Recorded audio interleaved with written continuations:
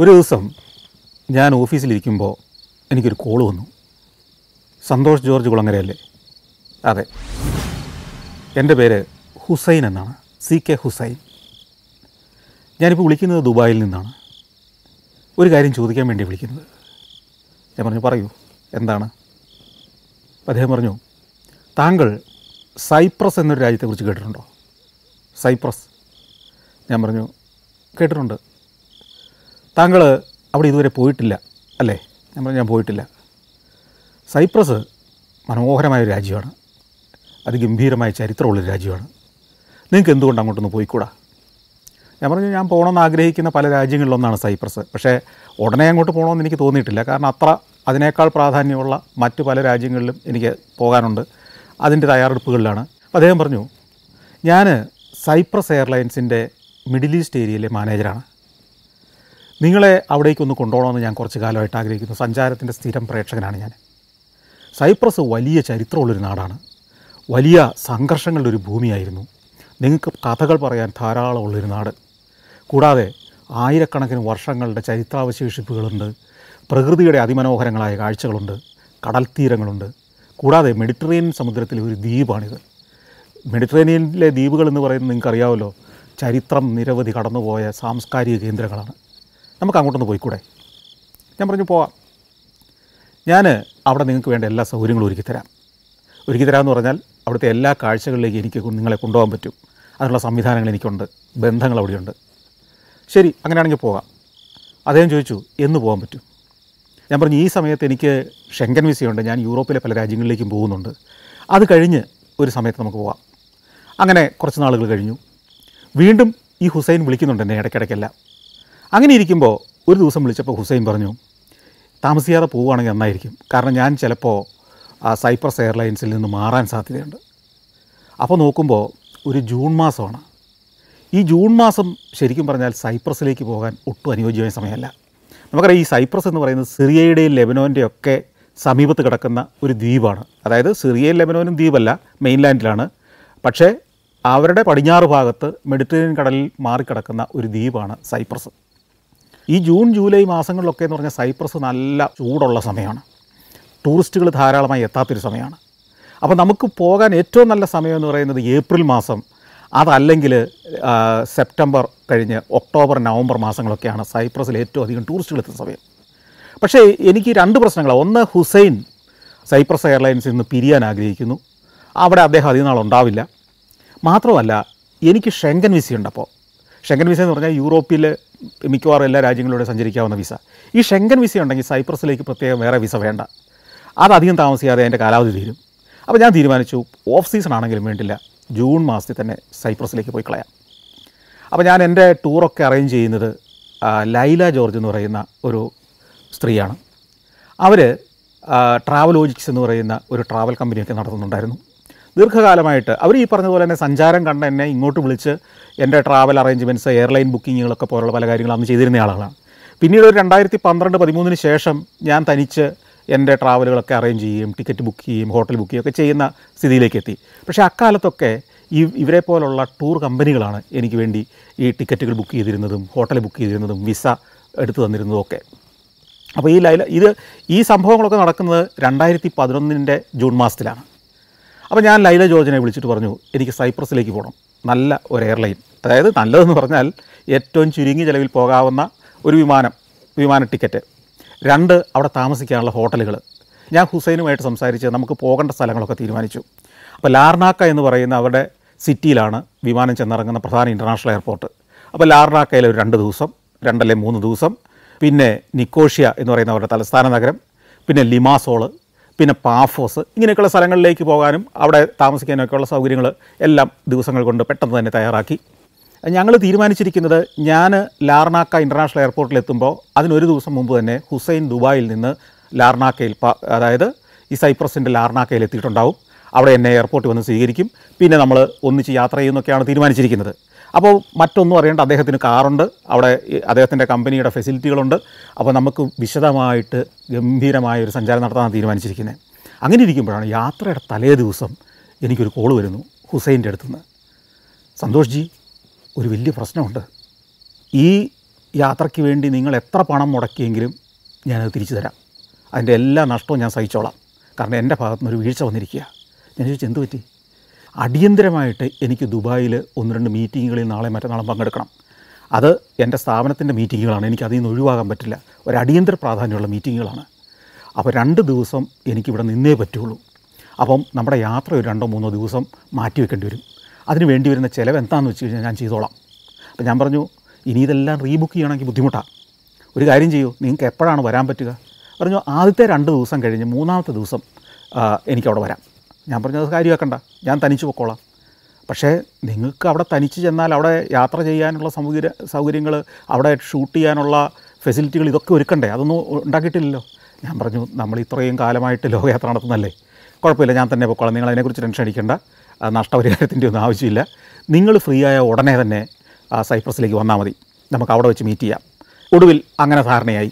ഞാൻ ഈ ബുക്ക് ചെയ്തിരിക്കുന്ന അതേ ഫ്ലൈറ്റിൽ തന്നെ, അത് ഗൾഫ് എയറിൻ്റെ ഒരു വിമാനമാണ്, അതിൽ തന്നെ ജൂൺ 23-ാം തീയതി കൊച്ചിയിൽ നിന്ന് യാത്ര പുറപ്പെട്ടു ഗൾഫ് എയറിൻ്റെ വിമാനത്തിൽ. അത് നമുക്കറിയാം, ബഹ്റിനിൽ ചെന്നിറങ്ങിയിട്ട് ഉച്ചയ്ക്ക് ഒരു 12 മണി കഴിഞ്ഞപ്പോഴത്തേക്കും നമ്മൾ സൈപ്രസിലെ ഏറ്റവും പ്രധാനപ്പെട്ട ഇൻ്റർനാഷണൽ എയർപോർട്ടായ ലാർനാക്ക ഇൻ്റർനാഷണൽ എയർപോർട്ടിൽ പോയി ഇറങ്ങുന്നു. അപ്പോൾ എനിക്കറിയാം അവിടെ എന്നെ സ്വീകരിക്കാൻ ആരുമില്ല. ഈ തലേ ദിവസം വിളിച്ച് പറഞ്ഞതുകൊണ്ട് തന്നെ അവിടുത്തെ ട്രാവൽ അറേഞ്ച്മെൻറ്റ്സ് ഒന്നും ചെയ്യാൻ പറ്റിയിട്ടില്ല. പക്ഷേ വരുന്നത് വരട്ടെ, ഈ 2 ദിവസം ലാർനാക്കയിൽ താമസിക്കുന്ന 2-3 ദിവസം ഞാൻ തന്നെ കാര്യങ്ങൾ മാനേജ് ചെയ്യണം. പക്ഷേ ആകെപ്പാടെ 5 ദിവസമേ ഞാൻ അവിടെ ഉള്ളൂ. അതിൽ 3 ദിവസം ഞാൻ തനിച്ച് മാനേജ് ചെയ്യണം. അവസാനത്തെ 2 ദിവസമേ ഹുസൈൻ വരുള്ളൂ. നല്ല ടെൻഷനുണ്ട്. കാരണം ഇത്ര യാത്രകൾക്ക് പോകുമ്പോൾ നമ്മൾ ഒരിക്കലും പോയിട്ടില്ലാത്തൊരു രാജ്യത്തേക്കാണ് ചെന്നിറങ്ങുന്നത്.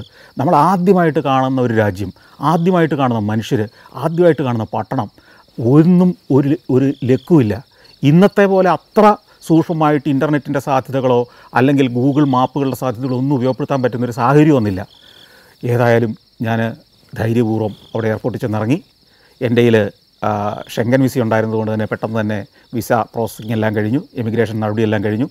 ഹാൻഡ് ബാഗേജ് മാത്രമേ ഉള്ളൂ എന്നുള്ളതുകൊണ്ട് ലഗേജ് വരാനൊന്നും കാത്ത് നിൽക്കേണ്ടതില്ല. ഞാൻ പുറത്തേക്ക് നടന്നു, അറൈവൽ ഹാളിലേക്ക് ചെന്നു. അവിടെ നോക്കുമ്പോൾ അറൈവൽ ഹാളിൽ നിന്ന് ഒരു എസ്കലേറ്റർ കയറി മുകളിലേക്ക് കയറിയിട്ട് വേണം അറൈവൽ ഏരിയയിലേക്ക് ചെല്ലാൻ. അതായത് നമുക്ക് ടാക്സിയോ ബസ്സുകളോ വാഹനങ്ങളോ ഒക്കെ കിട്ടുന്ന സ്ഥലത്തേക്ക് ചെല്ലാൻ, ടൗണിലേക്ക് പോകണം. ടൗണിലേക്ക് കുറച്ച് ദൂരം പോകാനുണ്ട്. ഞാൻ ആ എസ്കലേറ്റർ കയറി പുറത്ത് ചെല്ലുന്നു. അവിടെ കുറേ ടാക്സികൾ നിരന്ന് കിടക്കുന്നുണ്ട്. അപ്പോൾ ഞാൻ ആ ടാക്സിക്കാരനോട് പറഞ്ഞു, എനിക്ക് പോകേണ്ടത് ഒരു ഹോട്ടലിലേക്കാണ്, ക്രൗൺ ഹോട്ടൽ. ഞാൻ അതിൻ്റെ അഡ്രസ്സ് കാണിച്ചു. ക്രൗൺ ഹോട്ടൽ, ഹെനിപ്പ, ലാർനാക്ക, അതാണ് അഡ്രസ്സ്. അദ്ദേഹം ഇത് വായിച്ച് നോക്കിയിട്ട്, ഹെനിപ്പ 25 യൂറോ. സാധാരണ സിറ്റിയിലേക്ക് ഒരു 5 യൂറോയോ 8 യൂറോയ്ക്കൊക്കെ പോകുന്നതാണ് ഞാൻ വായിച്ചിട്ടുള്ളത്. ഇത് 25 യൂറോ. ഞാൻ ചോദിച്ചു അത് ഇത്തിരി കൂടുതലാണ്. അപ്പോൾ ഞാൻ ഒന്നുകൂടെ ചിന്തിച്ചു, ഈ എയർപോർട്ടിൻ്റെ അറൈവൽ ഏരിയയിൽ ടൂറിസ്റ്റ് ഇൻഫർമേഷൻ സെൻറ്ററുകളുണ്ട്, ഞാനത് ശ്രദ്ധിച്ചില്ല. ഒന്നുകൂടെ അകത്തുനിന്ന് കയറിയാലോ? നമ്മുടെ നാട്ടിലൊക്കെ എയർപോർട്ടിൽ നിന്ന് പുറത്തിറങ്ങിയ പിന്നെ തിരിച്ച് കയറാൻ പാടാ, തിരിച്ച് കയറ്റില്ല അകത്തേക്ക്. ഞാൻ കയറി ചെല്ലുമ്പോൾ അവിടെ ആളുകൾ യഥേഷ്ടം അകത്തേക്ക് കയറുന്നുണ്ട്, പുറത്തേക്ക് ഇറങ്ങി വരുന്നുണ്ട്. ഞാൻ അതിലൂടെ അകത്തേക്ക് കയറി. അകത്ത് ചെല്ലുമ്പോൾ അന്വേഷിച്ച് കഴിഞ്ഞപ്പോൾ അവിടുത്തെ അറൈവൽ ഏരിയയിൽ ഒരു ടൂറിസ്റ്റ് ഇൻഫർമേഷൻ സെൻ്ററുണ്ട്. ഞാൻ അവിടെ ചെന്നു. അവിടെ ചെന്നപ്പോൾ ഞാൻ ചോദിച്ചു, എനിക്ക് സിറ്റിയിലേക്ക് പോകണം. ഈ ഹോട്ടലിൻ്റെ അഡ്രസ്സ് കാണിച്ചു. ഹെനിപ്പ എന്ന് പറയുന്ന സ്ഥലത്താണ്, ലാർനാക്കയിൽ തന്നെയാണ്. അപ്പോൾ അവർ പറഞ്ഞു, ഈ ഹെനിപ്പ എന്ന് പറയുന്നത് സിറ്റിക്ക് പുറത്താണ്. ഈ ലാർനാക്ക സിറ്റിയിൽ നിന്ന് പിന്നെ 6-7 കിലോമീറ്റർ പോകണം. അവിടേക്ക് ടാക്സി വിളിക്കണമെങ്കിൽ കൂടുതൽ കാശാകും, സ്വാഭാവികമാണത്. പിന്നെ വേണമെങ്കിൽ നിങ്ങൾക്കൊരു കാര്യം ചെയ്യാം, ഈ പുറത്ത് എയർപോർട്ടിന് പുറത്ത് ബസ്സുകൾ വന്ന് കിടക്കും. എയർപോർട്ട് സിറ്റിയുടെ ഒരു ഭാഗവും ഈ ഹെനിപ്പ സിറ്റിയുടെ പുറത്തുള്ള മറ്റൊരു ഭാഗമാണ്. അപ്പോൾ മിക്കവാറും സിറ്റി ബസ്സുകൾ എയർപോർട്ടിൽ നിന്ന് യാത്ര ആരംഭിച്ച് സിറ്റിക്കകത്തൂടെ പോയി ഈ ഹെനിപ്പ കഴിഞ്ഞ് പിന്നെയും കുറേ ദൂരം കൂടെ പോകും. അത്ര ഒരു ബസ് കയറാം. ഈ ബസ്സിലൊക്കെ ഇവിടെയുള്ളൊരു പ്രത്യേകത എന്താ വെച്ച് കഴിഞ്ഞാൽ, ഒരു യാത്രയ്ക്ക് നമ്മൾ ഒരു സ്റ്റോപ്പിൽ നിന്ന് കയറി അടുത്ത സ്ഥലത്ത് വരെ എത്തുന്നത് എത്ര ദൂരമാണെങ്കിലും അതിന് 1 യൂറോ കൊടുത്താൽ മതി. അപ്പോൾ മറ്റേത് 25 യൂറോ കൊടുക്കണം. ഇത് ഇവിടുന്ന് ബസ്സിൽ കയറിയാൽ 1 യൂറോ കൊടുത്താൽ നിങ്ങൾക്ക് ഹെനിപ്പയിൽ പോയി ഇറങ്ങാം. അവിടുത്തെ ഹോട്ടൽ എവിടെയാണെന്ന് നിങ്ങൾ അന്വേഷിച്ച് കണ്ടുപിടിച്ചോണം. അപ്പോൾ ഞാൻ തീരുമാനിച്ചു അത് കൊള്ളാം. ഞാൻ അവിടുന്ന് 1-2 മാപ്പും ടൂറിസ്റ്റ് ഗൈഡും ഒക്കെ എടുത്തു. എന്നിട്ട് ഞാൻ അവിടെ ഇരിക്കുന്ന ആളോട് ചോദിച്ചു, നാളെയും മറ്റന്നാളും ഒക്കെ എനിക്ക് ഈ നഗരത്തിൻ്റെ പുറത്തേക്ക് പോകുന്ന ടൂറുകൾ നടത്തുന്ന കമ്പനികളുണ്ടോ? നഗരത്തിനകത്തെ കാഴ്ചകളൊക്കെ ഇന്നും നാളെയൊക്കെ ആയിട്ട് എനിക്ക് നടന്നും അവിടെ അതിനകത്തൂടെ എന്തെങ്കിലും സിറ്റി ബസ്സുകളിലോ ഒക്കെ യാത്ര ചെയ്ത് എനിക്ക് സിറ്റിക്കകത്തെ കാഴ്ചകളിലേക്ക് പോകാം. പക്ഷേ നാളെ മുതൽ അല്ലെങ്കിൽ മറ്റന്നാൾ എനിക്ക് ഗ്രാമങ്ങളിലേക്ക് പോകണം, ഉൾനാടുകളിലെ കാഴ്ചകളിലേക്ക് പോകണം. അങ്ങോട്ട് ടൂർ ഓപ്പറേറ്റ് ചെയ്യുന്ന 1 ഡേ ടൂറുകളൊക്കെ നടത്തുന്ന ടൂർ ബസ്സുകളുണ്ടോ? അപ്പോൾ അവർ പറഞ്ഞു, സുഹൃത്തെ, ഇത് ഓഫ് സീസണാണ്, ടൂറിസ്റ്റുകൾ പൊതുവേ വളരെ കുറവുള്ള സമയമാണ്. അതുകൊണ്ട് ടൂർ കമ്പനികൾക്കൊന്നും അധികം ആളുകളുണ്ടാവില്ല. അപ്പോൾ നിങ്ങളെപ്പോലുള്ള ആളുകൾ വന്നാൽ ചിലപ്പോൾ ഒരു വണ്ടി ഹയർ ചെയ്യേണ്ടി വരും മൊത്തമായിട്ട്. ചിലപ്പോൾ ഒരു കാറ് വിളിക്കേണ്ടി വരും, അല്ലെങ്കിൽ 2-3 ടൂറിസ്റ്റുകളെ ഉണ്ടാവുള്ളൂ എന്നുള്ളതുകൊണ്ട് പലരും ടൂർ നടത്താറില്ല. അപ്പോൾ ഒരു ടാക്സി വിളിച്ച് ചിലപ്പോൾ നിങ്ങൾ ഉൾനാടുകളിലേക്ക് പോകേണ്ടി വരും. ഞാൻ ചോദിച്ചു അതിന് എത്ര തുകയാവും? ചിലപ്പോൾ ഈ ടാക്സിക്കാർ അല്ലെങ്കിൽ ഈ കാറുകാർ 200-250 യൂറോ ഒക്കെ ചാർജ് ചെയ്യുന്നിരിക്കും. അത് വളരെ കൂടുതലാണ്. അല്ലെങ്കിൽ 30 യൂറോയ്ക്കോ 35 യൂറോയ്ക്കോ നിങ്ങൾക്ക് ഒരു 1 ഡേ ടൂറിലൊക്കെ പങ്കെടുക്കാവുന്നതേ ഉള്ളൂ, കൂടുതൽ ആളുകളുണ്ടെങ്കിൽ. ഏതായാലും ടൗണിൽ ചെന്ന് കഴിഞ്ഞിട്ട് നിങ്ങളൊന്ന് അന്വേഷിക്കൂ. അങ്ങനെ ഞാൻ പുറത്തേക്ക് ഇറങ്ങി. പുറത്തേക്ക് ചെല്ലുമ്പോൾ അവിടെ നോക്കുമ്പോൾ ബസ്സൊന്നും കാണുന്നില്ല. ഞാൻ അവിടെ നിന്ന ഒരാളോട് ചോദിച്ചു, ഒരു സിഗരറ്റൊക്കെ വലിച്ച ഒരാൾ പുറത്ത് നിൽക്കുന്നുണ്ട്. അത് എയർപോർട്ടിലെ ഒരു ഉദ്യോഗസ്ഥനാണെന്ന് എനിക്ക് തോന്നി. ടാഗൊക്കെ കഴുത്തിൽ തൂക്കിയിട്ടിട്ടുണ്ട്. അപ്പോൾ അയാളോട് ചോദിച്ചു, ഇതെവിടെയാണ് ഈ ബസ്സൊക്കെ കിട്ടുന്ന സ്ഥലം? അപ്പോൾ അയാൾ പറഞ്ഞു, കൈ ചൂണ്ടി അങ്ങനെ നടന്നാൽ മതി, അങ്ങേറ്റത്ത് ബസ്സിൻ്റെ സ്റ്റോപ്പുണ്ട്, അവിടെ ചെന്നാൽ ബസ്സുകൾ കാണും. അങ്ങോട്ട് ബാഗൊക്കെ ആയിട്ട് ഞാൻ നടന്നു. പോകുന്ന വഴിക്കൊക്കെ ഷൂട്ട് ചെയ്യുന്നുണ്ട്. ഞാൻ എപ്പോഴും ഈ ആക്ടിവിറ്റി എല്ലാം ഞാൻ ഷൂട്ട് ചെയ്ത് തന്നെയാണ് പോകുന്നത്. അങ്ങനെ അവിടെ ചെല്ലുമ്പോൾ ഒരു ബസ് കിടപ്പുണ്ട്, നല്ല സിറ്റി ബസ്, നല്ല വൃത്തിയുള്ള പുതിയ ഒരു സിറ്റി ബസ്. അവിടെ ചെല്ലുമ്പോൾ ഒരു പ്രശ്നം, ഈ സിറ്റി ബസ് പൂട്ടിയിട്ടിരിക്കുക. അതിനകത്ത് ഡ്രൈവറും ഇല്ല, യാത്രക്കാരും ഇല്ല, ഒന്നുമില്ല. നിർത്തി ഓഫാക്കി ലോക്ക് ചെയ്തിട്ടിരിക്കുന്നു. ഞാൻ കുറച്ച് നേരം അവിടെ കാത്തുനിന്നു. ഏതായാലും ഈ ബസ് പുറപ്പെടണമല്ലോ. ഒരു 10 മിനിറ്റ് കഴിഞ്ഞപ്പോഴത്തേക്കും ഒരു ആൾ വന്നു. അയാൾ വന്ന് ഒരു കീയൊക്കെ ഇട്ട് ബട്ടൺ ഞെക്കി ഡോറ് തുറന്നു. എന്നെ ഒന്ന് ചിരിച്ച് കാണിച്ചു. അപ്പം ഞാൻ അയാളോട് കാണിച്ചു, ഇതാ എനിക്ക് ഈ ഹോട്ടലിലാണ് പോകേണ്ടത്, ക്രൗൺ ഹോട്ടൽ ഹെനിപ്പ. അദ്ദേഹം ചിരിച്ചു. ഓ, കയറിക്കോളാൻ പറഞ്ഞു. അപ്പോൾ ഞാൻ ചോദിച്ചു, ഈ ഹോട്ടൽ എവിടെയാണ്? ഇംഗ്ലീഷ് അത്യാവശ്യം പുള്ളിക്കറിയാം. ഈ ഹോട്ടൽ എവിടെയാണ്? എനിക്ക് ആദ്യമായിട്ട് ഞാൻ വരുന്ന ഒരാളാണ്, എനിക്ക് ലൊക്കേഷനൊന്നും ഒരു പരിചയമില്ല. അപ്പോൾ അദ്ദേഹം പറഞ്ഞു, ഈ മുമ്പിലെ സീറ്റിൽ തന്നെ ഇരുന്നു, ഞാൻ പറഞ്ഞുതരാം, സ്ഥലമാകുമ്പോൾ ഇറങ്ങിയാൽ. ഇത്തിരി കഴിഞ്ഞപ്പോഴത്തേക്ക് 2 സ്ത്രീകളൂടെ കയറി വന്നു. ബസ് പുറപ്പെടേണ്ട സമയമായി. ഞങ്ങൾ 3 പേരുമായിട്ട് ഈ ബസ് യാത്രയാകുകയാണ്. ബസ് കുറേ ദൂരം ഇങ്ങനെ ഓടി, നല്ല റോഡുകളൊക്കെയാണ്. അപ്പോൾ പോകുന്ന വഴിക്ക് ഒരു ഭാഗത്ത് ഒരു ചതുപ്പ് പോലത്തെ ഒരു ഭാഗമുണ്ട്. ചതുപ്പല്ല, ശരിക്കും പറഞ്ഞാൽ ഉപ്പ് തടാകങ്ങളാണ്, ഉപ്പളങ്ങളാണ്, ഉപ്പ് വറ്റിച്ചെടുക്കുന്ന ഉപ്പളങ്ങളാണ്. ഈ യാത്രയ്ക്ക് പുറപ്പെടുന്നതിന് തൊട്ട് മുമ്പ് ഞാൻ വായിച്ചത് 1000കണക്കിന് ഫ്ലമിംഗോകൾ ചിലപ്പോൾ ഈ ഉപ്പ് തടാകത്തിൽ കാണാൻ സാധ്യതയുണ്ട്. ഞാനാ പോകുന്ന സമയത്ത് ഫ്ലമിംഗോകളെ ഒന്നും കണ്ടിട്ടുണ്ടായിരുന്നില്ല. അങ്ങനെ ബസ് ഓടി ലാർനാക്ക പട്ടണത്തിലേക്ക് കയറി. പട്ടണത്തിൻ്റെ പല ഭാഗങ്ങളിലൂടെ ഓടി. അതിൻ്റെയൊക്കെ കുറേ ദൃശ്യങ്ങൾ ഞാൻ പകർത്തിയെടുത്തു. പക്ഷേ ഈ ഹോട്ടൽ എവിടെയെന്ന് ഇങ്ങനെ അന്വേഷിച്ചിരിക്കുക. അങ്ങനെ ബസ് ഓടി ഫിനിക്കുഡസ് പ്രൊമനേഡ് എന്ന് പറയുന്ന ഒരു ഗംഭീരമായ ഒരു സ്ട്രീറ്റിൽ പോയി നിന്നു. ഈ ഫിനിക്കുഡസ് പ്രൊമനേഡ് എന്ന് പറയുന്നതിൻ്റെ ഒരു വശത്ത് നഗരത്തിലെ ഗംഭീരമായ ഹോട്ടലുകളാണ്. അതായത് ആളുകൾ താമസിക്കുന്ന നല്ല നിലവാരമുള്ള ഹോട്ടലുകളുടെ ഒരു നിരയാണ്. ഈ ഹോട്ടലുകളിലെ അടിനിലകൾ മുഴുവൻ റെസ്റ്റോറൻറ്റുകളാണ്. നൈറ്റ് ക്ലബ്ബുകളും റെസ്റ്റോറൻറ്റുകളും കഫേകളും എല്ലാം ആയിട്ട് ആഘോഷത്തിൻ്റെ തീരം. പിന്നെ ഈ പ്രൊമനേഡ്, അതായത് ഈ റോഡ് കഴിഞ്ഞാൽ അതിൻ്റെ മറ്റേ സൈഡ് ബീച്ചാണ്, കടൽ തീരമാണ്, മനോഹരമായ മണൽ തീരം. അവിടെയൊക്കെ ധാരാളം ആളുകൾ. ഞാൻ ഈ വരുന്ന സമയമായപ്പോഴത്തേക്ക് ഉച്ച സമയമാണ്, ഒരു 1:30-2 മണിയായി. അതുകൊണ്ട് തന്നെ ആളുകൾ അധികമില്ല. പക്ഷേ കുടകൾ ധാരാളമുണ്ട്, ബീച്ച് ചെയറുകൾ ഇങ്ങനെ നിരത്തിയിട്ടിരിക്കുന്നത് കാണാം. അപ്പോൾ എനിക്കൊരു കാര്യം മനസ്സിലായി, ഞാൻ വലിയൊരു മണ്ടത്തരം കാണിച്ചു. ഇവിടെയായിരുന്നു ഹോട്ടൽ ബുക്ക് ചെയ്യേണ്ടിയിരുന്നത്. അപ്പം ഞാൻ ഈ ട്രാവൽ കമ്പനിയുടെ അടുത്ത് കോസ്റ്റ് കുറഞ്ഞത് വേണമെന്ന് പറയുമ്പോൾ ഇവരെപ്പോഴും എന്താ ചെയ്യുന്നത് വെച്ച് കഴിഞ്ഞാൽ ചിലവ് ചുരുക്കാൻ വേണ്ടി പലപ്പോഴും സിറ്റിക്ക് പുറത്ത് ഹോട്ടൽ ബുക്ക് ചെയ്യും. അപ്പോൾ അവർ നോക്കുമ്പോൾ സിറ്റി ബസ് ഉണ്ട്, എപ്പോൾ വേണേലും വരാം. പക്ഷേ അതല്ല, ഇവിടെയായിരുന്നു താമസമെങ്കിൽ ഇന്ന് രാത്രിയുടെ ആഘോഷങ്ങളും രാത്രി ജീവിതവും നിരവധി കാഴ്ചകളും മാത്രമല്ല, ഈ ബസ്സിൽ അങ്ങോട്ടും ഇങ്ങോട്ടും യാത്ര ചെയ്യുന്നത് ഒഴിവാക്കുകയും ചെയ്യാമായിരുന്നു. എനിക്ക് എപ്പോൾ വേണമെങ്കിലും ഈ നഗരത്തിൻ്റെ ഹൃദയത്തിൽ തന്നെ താമസിച്ചുകൊണ്ട് മറ്റ് സ്ഥലങ്ങളിലേക്ക് പോവുകയൊക്കെ ചെയ്യാമായിരുന്നു. പിന്നീടൊക്കെ ഞാൻ തന്നെ ടൂറുകൾ ബുക്ക് ചെയ്യുമ്പോൾ എപ്പോഴും നഗരഹൃദയത്തിൽ ഇത്തരത്തിലുള്ള ഏറ്റവും പ്രധാനപ്പെട്ട സ്ഥലത്തെ ഹോട്ടലുകളിൽ താമസിക്കാൻ ഞാൻ ശ്രമിക്കും. കാരണം അപ്പോഴാണ് നമുക്ക് പല കാര്യങ്ങളിലേക്ക് ആക്സസ് കിട്ടുക. നഗരത്തിന് പുറത്ത് എവിടെയെങ്കിലും താമസിച്ചാൽ ഒരു പ്രയോജനവുമില്ല, നഗരത്തിൻ്റെ വൈബ് നമുക്ക് പിടികിട്ടുകയില്ല. ഏതായാലും ബസ് കുറച്ച് നേരം അവിടെ നിർത്തിയിട്ടു. ഏതാനും പേര് ഈ പ്രൊമനേഡിൽ നിന്ന്, ഈ ഫിനിക്കുഡസ് പ്രൊമനേഡിൽ നിന്ന് കയറി വന്നു. ഞങ്ങൾ അവിടുന്ന് യാത്ര തുടർന്നു. വീണ്ടും നഗരത്തെ ഒന്ന് ചുറ്റി മറ്റൊരു വഴിയിലൂടെ വണ്ടി ഓടുകയാണ്. കുറച്ച് നേരം കഴിഞ്ഞപ്പോഴത്തേക്കും നഗരം തീർന്നു. പിന്നെ വിജനമായ പ്രദേശത്തൂടെയായി ഓടി. വിജനമെന്ന് പറഞ്ഞു കഴിഞ്ഞാൽ ചിലയിടത്ത് ചില കൃഷിയിടങ്ങളുണ്ട്, പിന്നെ ചിലയിടത്ത് മനുഷ്യവാസം പോലും ഇല്ലാത്ത പ്രദേശങ്ങൾ. നല്ല റോഡുണ്ടെന്നത് മാത്രമാണ് വ്യത്യാസം. അങ്ങനെ ഓടുകയാണ്. അപ്പോഴെനിക്കൊരു കാര്യം മനസ്സിലായി, ശുദ്ധ മണ്ടത്തരാണ് ഞാൻ കാണിച്ചിരിക്കുന്നത്. നഗരത്തിൽ നിന്ന് എത്രയോ അകലെയാണ്, 6-7 കിലോമീറ്റർ ഓടിക്കഴിഞ്ഞു. അങ്ങനെ ഓടി ഒരു വിജന പ്രദേശത്ത് ബസ് കൊണ്ടുപോയി നിർത്തുന്നു. എന്നിട്ട് ഡ്രൈവർ എന്നോട് പറഞ്ഞു, ഇവിടെ ഇറങ്ങിക്കോളൂ, ഇവിടാണ് ഹെനിപ്പ, ഹെനിപ്പയിലെ സ്റ്റോപ്പ് ഇതാണ്, ഇവിടെ അന്വേഷിച്ച് നോക്കൂ, ഇവിടെ എവിടെയെങ്കിലും നിങ്ങളുടെ ഹോട്ടൽ. അപ്പോൾ ഞാൻ നന്ദിയൊക്കെ പറഞ്ഞ് വായൊക്കെ എടുത്ത് പുറത്തിറങ്ങി. എന്നെ ആ വഴിയിൽ ഉപേക്ഷിച്ചിട്ട് ബസ് അങ്ങ് പോയി. ഞാൻ നോക്കുമ്പോൾ അവിടെയൊന്നും കെട്ടിടങ്ങളൊന്നും കാണുന്നില്ല.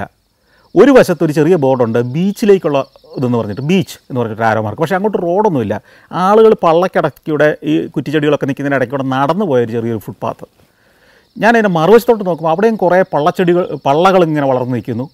അതിൻ്റെ അങ്ങേയറ്റത്ത് കുറച്ചകലെ, ഒരു 10-200 മീറ്റർ അകലെ കുറച്ച് കെട്ടിടങ്ങളുടെ മേൽക്കൂര കാണുന്നുണ്ട്. അപ്പോൾ അതല്ലാതെ വേറെ കെട്ടിടമൊന്നും അവിടെ കാണുന്നില്ല. പിന്നെ ഒരു ഭാഗത്ത് ഒരു കെട്ടിടത്തിൻ്റെ കുറച്ച് ഭാഗങ്ങളൊക്കെ കാണാം. അപ്പോൾ അങ്ങോട്ട് പോകാൻ നോക്കുമ്പോൾ ഒരു ഒറ്റയടി പാതയാണ്. അതിൻ്റെ രണ്ട് വശവും ചതുപ്പ് പോലെ വെള്ളക്കെട്ടുകളായിട്ട് കിടക്കുകയാണ്.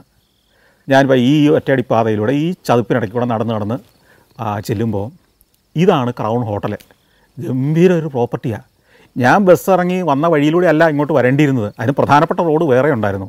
ഞാനതിൻ്റെ ഏതാണ്ട് ഒരു പിൻഭാഗത്തൂടെയാണ് നടന്ന് കയറി വന്നത്. കയറി വന്നു കഴിയുമ്പോഴത്തേക്കും നിരവധി ഏക്കർ സ്ഥലത്ത് വ്യാപിച്ച് കിടക്കുന്ന ഗംഭീര ഒരു റിസോർട്ടാണത്. ഈ റിസോർട്ടിൻ്റെ നടുമുറ്റം എന്ന് പറയുന്നത് വലിയൊരു പൂളാണ്, സ്വിമ്മിംഗ് പൂളാണ്. മനോഹരമായ പൂള്, ഗംഭീരമായ കെട്ടിടങ്ങൾ, 2-3 നിലയുള്ള കുറേയേറെ കെട്ടിടങ്ങളുടെ വലിയൊരു കോംപ്ലക്സാണ്. ഞാൻ ചെന്ന് ചെക്ക് ഇൻ ചെയ്തു. എനിക്ക് മുറിയുടെ കീ തന്നു. ABCD എന്ന് പറഞ്ഞാൽ പല ബംഗ്ലാവുകളാണ്. ഈ ബംഗ്ലാവിൽ ഓരോന്നിലും നിരവധി മുറികളുണ്ട്, പല മുറികളും. അതിൽ B ബംഗ്ലാവിലെ 87-ാം മുറിയാണ് എനിക്ക്. ഞാൻ ബാഗൊക്കെ ആയിട്ട് അവിടേക്ക് വന്നു. ഇവിടെ ഈ റിസപ്ഷനിസ്റ്റ് മാത്രമേ ഉള്ളൂ, യൂറോപ്യൻ ശൈലിയിലാണ്. വേറെ ജീവനക്കാരൊന്നും നമ്മുടെ ബാഗ് എടുത്തുകൊണ്ട് പോകാനൊന്നുമില്ല. ഞാൻ മുറി കണ്ടുപിടിച്ചു, വാതിൽ തുറന്നു, അകത്ത് കയറി. നല്ല സ്പേഷ്യസായ നല്ല ഗംഭീരമായ മുറി. ബാഗൊക്കെ ഒരിടത്ത് വെച്ചു. AC ഒക്കെ ഇട്ട്. നല്ല ചൂടാണ് പുറത്ത്. 40 ഡിഗ്രിക്ക് മേലെയാണ് ഈ ദിവസങ്ങളിലൊക്കെ ചൂട്, കത്തുന്ന ചൂടാണ്. അപ്പോൾ ഇപ്പോൾ ഒരു 2:30 കഴിഞ്ഞു. ഇവിടെ എത്തിയപ്പോഴത്തേക്ക് ഒരു 2:30 കഴിഞ്ഞിരിക്കുന്നു. കുറച്ച് നേരം ഒന്ന് കുളിച്ചു, AC ഒക്കെ ഇട്ട് കുറച്ച് നേരം ഒന്ന് വിശ്രമിച്ചു. പിന്നെ ഈ മാപ്പൊക്കെ എടുത്തൊന്ന് പഠിച്ചു. അടുത്ത ദിവസങ്ങളിൽ എവിടേക്ക് പോകണമെന്ന് തീരുമാനമായി. ഞാൻ പറഞ്ഞല്ലോ, നാളെ ലാർനാക്ക തന്നെ കാണാൻ തീരുമാനിച്ചു. നാളെ പറ്റുമെങ്കിൽ ലാർനാക്കയ്ക്ക് പുറത്തേക്കുള്ള ഗ്രാമങ്ങളിലേക്ക്, അവിടുത്തെ ടൂറിസ്റ്റ് കേന്ദ്രങ്ങളിലേക്കൊക്കെ പോകണം. മറ്റന്നാൾ ഇവരുടെ തലസ്ഥാനമായ നിക്കോഷ്യയിലേക്ക് പോകണം. നിക്കോഷ്യയ്ക്ക് വലിയൊരു പ്രശ്നമുണ്ട്, ആ കഥ ഞാൻ പറയാം. അതിൻ്റെ അടുത്ത ദിവസം ലിമാസോൾ എന്ന് പറയുന്ന ഗംഭീരമായ ഒരു കടൽത്തീര നഗരമുണ്ട്. അതിമനോഹരമായൊരു ടൂറിസ്റ്റ് പ്ലേസാണ്. അത് കഴിഞ്ഞ് ഇവരുടെ പടിഞ്ഞാറേ അറ്റത്ത്, ഈ ദ്വീപിൻ്റെ പടിഞ്ഞാറേ അറ്റത്തുള്ള പാഫോസും വലിയ ചരിത്രമുള്ള ഗംഭീരമായൊരു സ്ഥലമാണ്. അങ്ങനെയാണ് പ്ലാൻ ഇട്ടിരിക്കുന്നത്. ഇതൊക്കെ റൂട്ടൊക്കെ ഉണ്ടാക്കി, ഇത് ഞാൻ ഹുസൈനുമായിട്ടും ഡിസ്കസ് ചെയ്തിരുന്നതാണ്. അതനുസരിച്ച് എങ്ങനെ പോകണമെന്നൊക്കെ മനസ്സിലാക്കി. കുറച്ച് നേരം ഒന്ന് വിശ്രമിച്ചിട്ട് ഞാൻ വീണ്ടും ക്യാമറയൊക്കെ എടുത്ത് പുറത്തേക്ക് ഇറങ്ങി. റിസപ്ഷനിൽ ചെന്നിട്ട് ചോദിച്ചു, എങ്ങനെയാണ് ലാർനാക്ക ടൗണിലേക്ക് പോകാൻ ഏറ്റവും എളുപ്പമുള്ള മാർഗ്ഗം, ഒരു ടാക്സി വിളിച്ച് തരാൻ പറ്റുമോ? പറഞ്ഞു, ടാക്സിയൊക്കെ കിട്ടാൻ പാടാ, ഇനി സിറ്റിയിൽ നിന്ന് ഇവിടെ വരണം, വന്നിട്ട് തിരിച്ചു കൊണ്ടുപോകണം. അതിന് ഈ പറഞ്ഞ പോലെ $30 അവർ ചോദിക്കും. ബസ്സിന് തന്നെ പോകാം എന്ന് തീരുമാനിച്ചു. അങ്ങനെ ഞാൻ വീണ്ടും ക്യാമറയൊക്കെ ആയിട്ട് നടന്ന് ഈ ബസ് സ്റ്റേഷനിൽ പോയി നിന്നു. അവിടെ നിൽക്കുമ്പോഴാണ് ഈ ബീച്ചിൻ്റെ ബോർഡ് പിന്നെയും എൻ്റെ ശ്രദ്ധ വന്നത്. ഈ ബീച്ചൊന്ന് കണ്ടു കളയാമെന്ന് വിചാരിച്ച് ഞാൻ ബീച്ചിലേക്ക് നടന്നു. അവിടെ ചില റെസ്റ്റോറൻറ്റുകളുണ്ട്. കൂടാതെ ഈ ബീച്ചിലും കുറച്ച് ആളുകളൊക്കെ മലർന്ന് കിടക്കുന്നുണ്ട്, വെയിലൊക്കെ കൊണ്ട്. യൂറോപ്പിൽ നിന്ന് വന്നവരൊക്കെ ആയിരിക്കണം. ഈ ബീച്ചിലൊരു പ്രത്യേകത വെച്ച് കഴിഞ്ഞാൽ മണലല്ല, ഉരുളൻകല്ലുകളാണ്. ഉരുളൻകല്ലുകളുടെ ഒരു ബീച്ച്, നമ്മുടെ ചില നദീതീരങ്ങൾ പോലെയാണ്. അത് രസമാണത്. ഉരുളൻകല്ലുകൾ മാത്രമുള്ള മനോഹരമായൊരു ബീച്ച്. ശരിക്കും ഈ ക്രൗൺ ഹോട്ടൽ ഇവിടെ വരാൻ കാര്യം ഈ ബീച്ചിൻ്റെ സാമീപ്യമായിരിക്കണം. ഏതായാലും ഈ ക്രൗൺ ഹോട്ടലിൽ വരുന്ന ഗസ്റ്റുകൾ മാത്രമേ ഇവിടെ വരുന്നുള്ളൂ എന്ന് മനസ്സിലായി. ധാരാളം ഗസ്റ്റുകളുണ്ട്. ഈ സമയമായപ്പോഴത്തേക്ക് 3:30 കഴിഞ്ഞിരിക്കുന്നു. ഞാൻ വീണ്ടും തിരിച്ച് ബസ് സ്റ്റോപ്പിലേക്ക് വന്നു. അപ്പോൾ കുറേ നേരം അങ്ങനെ നിന്ന് കഴിഞ്ഞപ്പോഴത്തേക്ക് ഒരു ബസ് വരുന്നു. കൈ കാണിച്ചു, അത് നിർത്തി. കയറുമ്പോൾ തന്നെ അവിടെ €1 ഇടണം. അത് കൊടുത്തു. ഓടി ലാർനാക്ക സിറ്റിയിൽ പോയി. സിറ്റിയിൽ അവിടെ ഒരു പോലീസിൻ്റെ ഹെഡ്ക്വാർട്ടേഴ്സ് ഉണ്ട്. അത് ഞാനൊരു അടയാളം വെച്ചിരിക്കുന്നതാണ്. രസകരമായ ഒരു നിർമ്മിതിയാണ്. അതിൻ്റെ മുമ്പിൽ തന്നെ ഇറങ്ങാൻ തീരുമാനിച്ചു. അവിടെ ഇറങ്ങി. അപ്പോൾ എനിക്ക് ഈ സമയമായപ്പോഴത്തേക്ക് നല്ല വിശപ്പുണ്ട്. ഈ സിറ്റിയിൽ വന്ന് ഭക്ഷണം കഴിക്കാമെന്ന് തീരുമാനിക്കാൻ കാര്യം എന്ന് വെച്ച് കഴിഞ്ഞാൽ, സിറ്റിയിൽ ധാരാളം കിയോസ്കുകളും വഴിയോര ഭോജനശാലകളും ഒക്കെ ഉണ്ട്. ധാരാളം ടൂറിസ്റ്റുകൾ വരുന്നൊരു സിറ്റിയാണല്ലോ. അപ്പോൾ അവിടെ ചെറിയ വിലയ്ക്ക് അല്ലെങ്കിൽ പല ഓപ്ഷൻസിലുള്ള ഭക്ഷണം നമുക്ക് കിട്ടും. ചിലപ്പോൾ ഈ ഹോട്ട് ഡോഗ് പോലുള്ളത്, അല്ലെങ്കിൽ ചില സാൻഡ്വിച്ചുകളൊക്കെ €2-3 കിട്ടും. അല്ലെങ്കിൽ ചിലപ്പോൾ €5-6 പരമാവധി. എന്നാൽ വലിയ റെസ്റ്റോറൻറ്റുകളിലൊക്കെ കയറി കഴിഞ്ഞാൽ, അല്ലെങ്കിൽ നമ്മൾ താമസിക്കുന്ന ക്രൗൺ ഹോട്ടലിലെയൊക്കെ മെനു കാർഡ് എടുത്ത് നോക്കുമ്പോൾ അതിനകത്ത് €15 കുറഞ്ഞ ഒരു വിഭവവുമില്ല ഉച്ചനേരത്തൊക്കെ കഴിക്കാൻ. അപ്പം നമ്മൾ പിശുക്കി വേണം യാത്ര ചെയ്യാൻ. ഈ ലോകസഞ്ചാരം 10-27 കൊല്ലമായിട്ട് നടന്നത് കാരണവന്മാർ എൻ്റെ ബാങ്ക് അക്കൗണ്ടിലേക്ക് കുറേ കോടികൾ നിക്ഷേപിച്ചത് കൊണ്ടൊന്നുമല്ല. വളരെ കഷ്ടപ്പെട്ട് പണിയെടുത്ത് മിച്ചം പിടിച്ച കാശ് കൊണ്ട് ഈ ലോകയാത്ര നടത്തുന്നതാണ്. അപ്പോൾ നമുക്ക് വളരെ പിശുക്കി യാത്ര ചെയ്തേ പറ്റുള്ളൂ. അങ്ങനെ നിൽക്കുമ്പോൾ ആ വഴിയോരത്ത് പല റെസ്റ്റോറൻറ്റുകളുണ്ട്, പലതും അടഞ്ഞു കിടക്കുകയാണ്. കാരണം ഈ ഉച്ച കഴിഞ്ഞ സമയത്ത്, പ്രത്യേകിച്ച് ഓഫ് സീസണിൽ, അത്യുഷ്ണമുള്ള അല്ലെങ്കിൽ നല്ല ചൂടുള്ള ഈ ദിവസങ്ങളിലൊക്കെ പല റെസ്റ്റോറൻറ്റുകൾ അടഞ്ഞു കിടക്കുക. അങ്ങനെ നടന്ന് ചെല്ലുമ്പോൾ ഒരു റെസ്റ്റോറൻറ്റിൻ്റെ മുന്നിൽ ഒരപ്പൂപ്പനിരുന്ന്, തണലുണ്ട്, അതിൻ്റെ മുമ്പിലൊരു പന്തലൊക്കെ ഉണ്ട്, അതിൻ്റെ ചുവട്ടിലിരുന്നിട്ട് ഉറങ്ങുന്നു. റെസ്റ്റോറൻറ്റ് ഓപ്പണാണ്, പക്ഷേ ആശാനിരുന്ന് ഉറങ്ങുകയാണ്. അപ്പോൾ ആ കടക്കാരനാണെന്ന് മനസ്സിലായി. വേറെ ആരും അവിടെ ഇരുന്ന് ഉറങ്ങാൻ സാധ്യതയില്ലല്ലോ. ഞാൻ ചെന്നു, ഹലോ സാർ എന്ന് പറഞ്ഞിട്ട് തട്ടി വിളിച്ചു. അദ്ദേഹം ഞെട്ടി ഉണർന്നു. എന്താ വന്നതെന്നുള്ള മട്ടില്ല. ഞാൻ പറഞ്ഞു, ഇവിടെ ഫുഡുണ്ടോ? അപ്പോൾ പിന്നെ ഫുഡുണ്ട്. അപ്പോഴത്തേക്കും പുള്ളിയുടെ ഉറക്കമൊക്കെ പോയി ഉന്മേഷമായി. അന്ന് ഉച്ചയ്ക്ക് ആദ്യമായിട്ട് ചെല്ലുന്ന ഒരാൾ ഞാനാണെന്ന് തോന്നുന്നു. അപ്പോൾ ഇതിനകത്തെങ്ങും ഒരു മനുഷ്യനില്ല, ജീവനക്കാരില്ല, ഭക്ഷണം കഴിക്കാൻ വന്ന ഗസ്റ്റുകളിൽ ആരുമില്ല.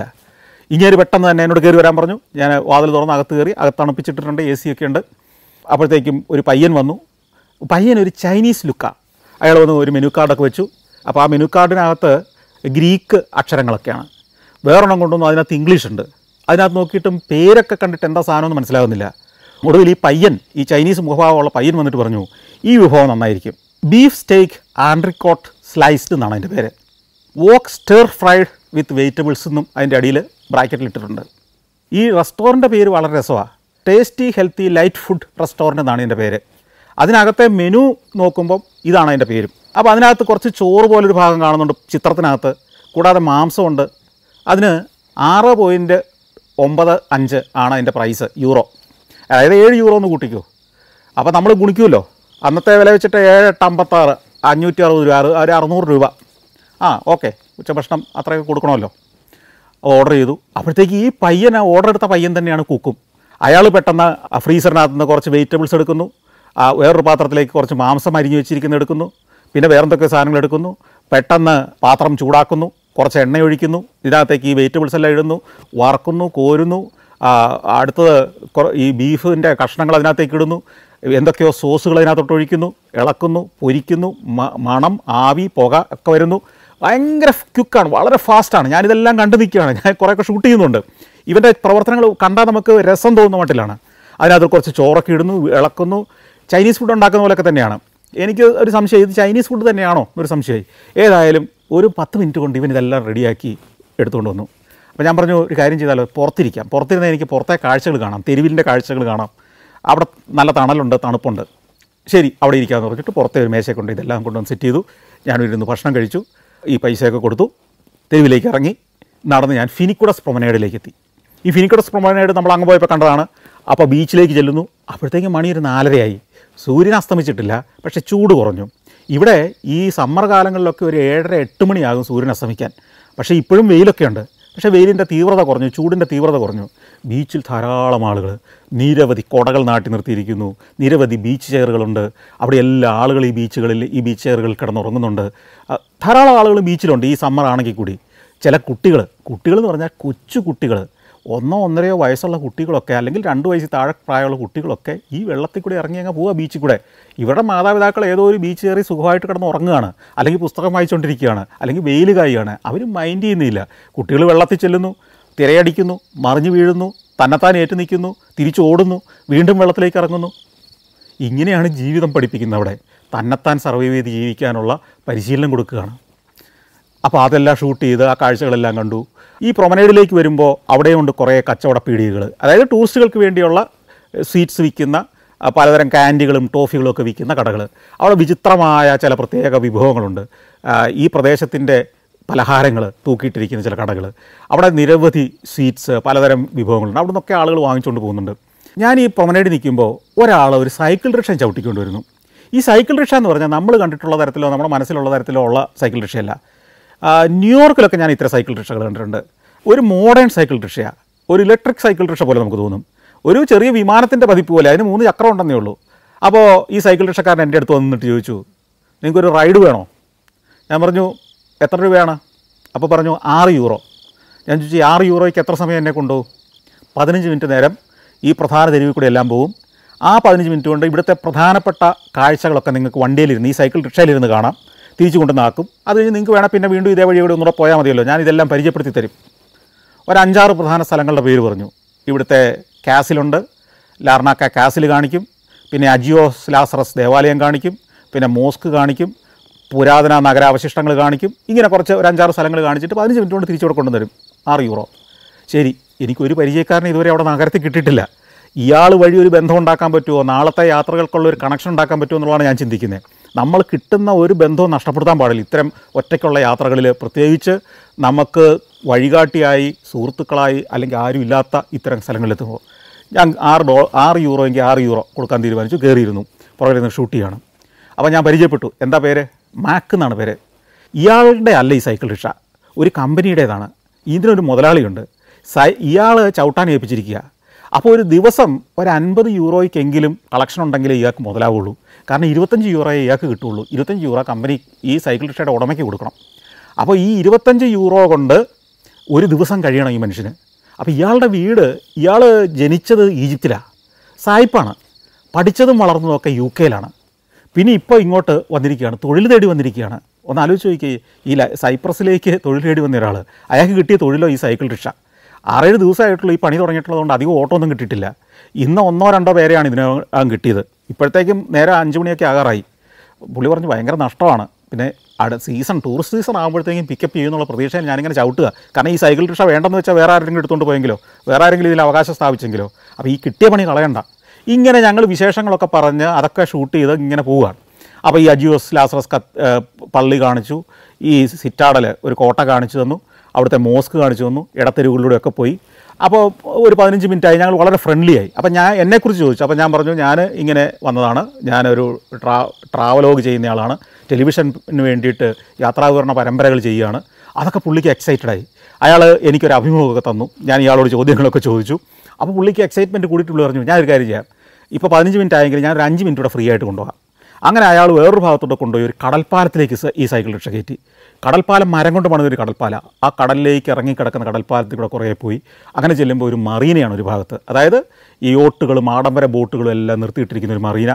അത് വിദേശ രാജ്യങ്ങളിൽ നിന്ന് വരെ ടൂറിസ്റ്റുകൾ എത്തുന്ന മറീനയാണ്. അതുകൊണ്ട് തന്നെ അവിടെ എമിഗ്രേഷൻ ചെക്കൊക്കെ ഉണ്ട്. അതിൻ്റെ സ്ഥലങ്ങളൊക്കെ കാണിച്ചു തന്നു. അത് കഴിഞ്ഞ് ഈ കടൽപ്പാലത്തിൽ കൂടെ അങ്ങേറ്റം വരെയൊക്കെ പോയി ഒന്ന് വട്ടം കറങ്ങി തിരിച്ചു കൊണ്ടുവന്ന് ഈ ഫിനിക്കുഡസ് പ്രൊമനേഡിൻ്റെ ഒരു ഭാഗത്തിനെ കൊണ്ട് നടക്കി വിട്ടു. ഞാൻ പറഞ്ഞു, നാളെ രാവിലെ ഞാൻ വരുന്നുണ്ട്, നമുക്ക് കാണാം. അവിടെ ചെന്ന് വീണ്ടും ഞാനിങ്ങനെ അന്വേഷിച്ചു, നാളെ എനിക്ക് ഈ നഗരത്തിന് പുറത്തേക്ക് പോകണം.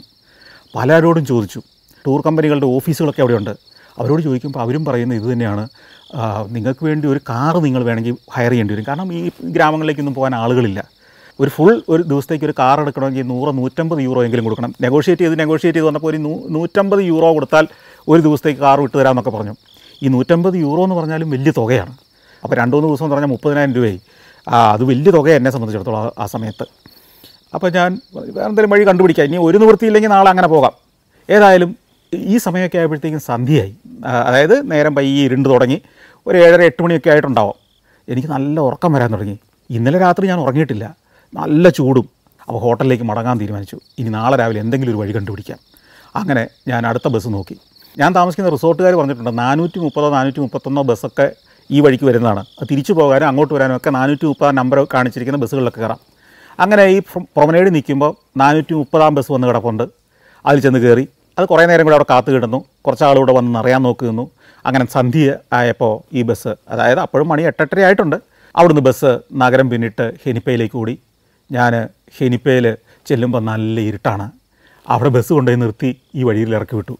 പ്രശ്നം എന്താണെന്ന് വെച്ച് കഴിഞ്ഞാൽ, ഇനി ഈ റിസോർട്ടിലേക്ക് ഈ ഒറ്റയടിപ്പാതയിലൂടെ ഈ പള്ളക്കകത്തൂടെ ഞാൻ നടക്കണം. ഇരുട്ടത്ത് മൊബൈൽ ഫോണിൻ്റെ ടോർച്ചൊക്കെ തെളിച്ച് പിടിച്ച് ഞാൻ പയ്യയിലൂടെ നടന്നു. അപ്പോൾ ഈ തവളയുടെ കരച്ചിലും ചീവീടിൻ്റെ കരച്ചിലും ഒക്കെ കേൾക്കാം. ഈ പള്ളക്കകത്തൂടെ നടന്ന് ഞാൻ ഹോട്ടൽ മുറിയിലെത്തി. എനിക്കൊരു കാര്യം മനസ്സിലായി, ഈ ലാർനാക്ക നഗരത്തിനകത്ത് അത്ഭുതപ്പെടുത്തുന്ന കാഴ്ചകളൊന്നുമില്ല. നഗരത്തിന് പുറത്തുള്ള ഗ്രാമങ്ങളിലേക്ക് പോകണം. കലവാസോസ്, ലെഫ്കാര, ഇങ്ങനെ പല ഗ്രാമങ്ങളെക്കുറിച്ച് ഞാൻ വായിച്ചിട്ടുണ്ട്. അവിടെയൊക്കെ ട്രഡീഷൻസ് ഉള്ള ടൂറിസ്റ്റുകൾക്ക് വേണ്ടി ഒരുങ്ങിയിരിക്കുന്ന ഗ്രാമങ്ങളാണ്. നിരവധി രസകരമായ കാഴ്ചകൾ അവിടെയുണ്ട്. എങ്ങനെ പോകും? ഞാൻ നല്ല ടെൻഷനിലായിരുന്നു. പക്ഷേ അടുത്ത ദിവസം ഒരു രസകരമായ, ഒരു അത്ഭുതകരമായ സംഭവം ഉണ്ടായി. ആ സംഭവത്തോടെ ഈ സൈപ്രസിലൂടെയുള്ള എൻ്റെ യാത്രയുടെ മുഴുവൻ കഥ മാറുകയായിരുന്നു.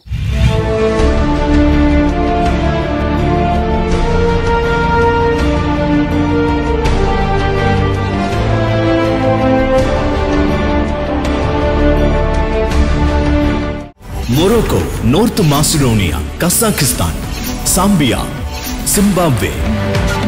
സഞ്ചാരം പെൻഡ്രൈവ് വോളിയം നമ്പർ 21. അപൂർവ ദൃശ്യയാത്രാ വിവരണ ശേഖരം ഉടൻ സ്വന്തമാക്കാൻ സഞ്ചാരം എന്ന് SMS ചെയ്യൂ. ഫോൺ 9995 444 222.